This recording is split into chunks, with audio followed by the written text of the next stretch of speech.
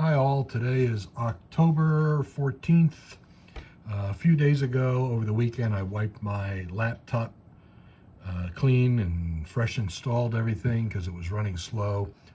And I reinstalled Microsoft Office 365 and I lost the solver that is so helpful in this facing curves, as I show that on my other videos on how to use the spreadsheet. Anyhow, I'm going to show you how to reinstall the solver.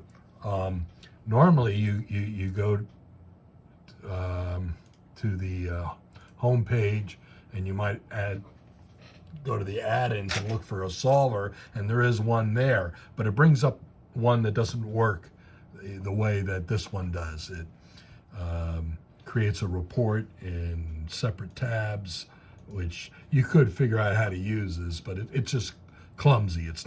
Doesn't do everything within the spreadsheet like the other one. So you should delete that one.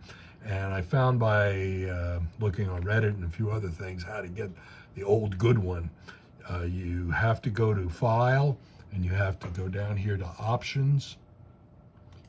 Okay, then you have to go into the Customize ribbon, and you have to turn on this Developer tab. Hit OK. Then you go up to, then it's there. There's Developer. It's a new selection. You hit on Developer. Then you go to Excel add-ins here. And that is one of your choices here, Solver add-in. That's the solver you want to add back in. And once you properly add it in, it'll appear under your Data ribbon all the way to the right here, Solver. And then you can go back to your File section and your Options ribbon, Customize ribbon, and turn off Developer because you don't need that on. Okay?